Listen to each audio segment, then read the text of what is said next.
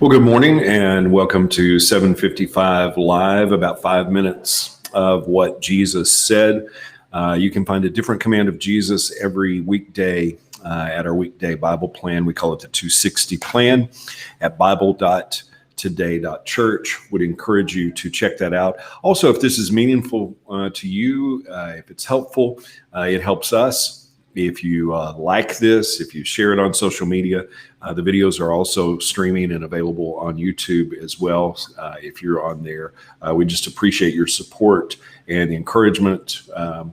Today's Jesus Said is actually a pretty tough one. It's tough to understand and sometimes even tougher to live.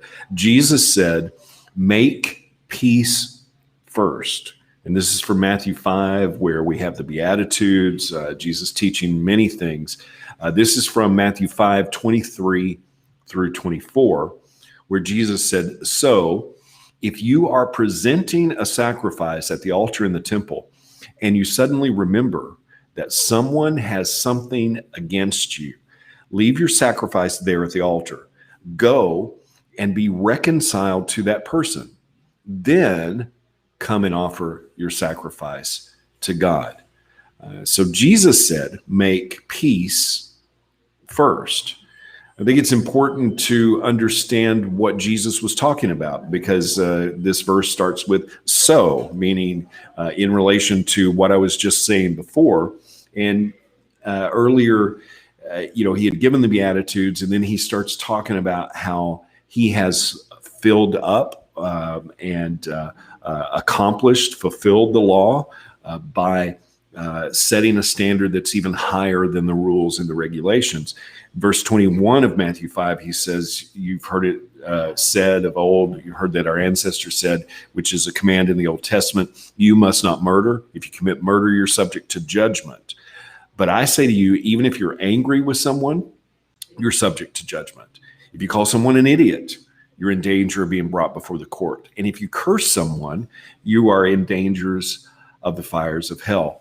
It's in that context that he says, so if you're presenting a sacrifice at the altar in the temple, if you're ready to give what is commanded to God, if you're ready to worship, if you're ready to do the good that we're told to do, and you remember that someone has something against you. Now, that word for someone could more appropriately be translated brother, because this is a relational situation that is happening here. He says, if your brother has something against you, and Jesus uses very generic terms there, something against you, a grudge against you. If your brother has a problem with you, and you're about to offer your sacrifice to God, you're about to offer your obedience to God, first, go be reconciled with your brother.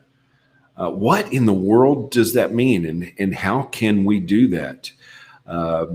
This doesn't mean that we're supposed to put ourselves in danger or that we're supposed to go to someone who is not our brother. But this speaks of the peace that we are supposed to live out all the time. In Matthew 5:9, Jesus had said, "Blessed are the peacemakers, for they will be called the children of God." Once again, it's a family relationship. We can't worship God if we're not in the right relationship with one another. And if someone has something against us, we should do all that we can to make peace. Paul tells us this in Romans 12:18. He said, "As far as it depends on you, live at peace with everyone."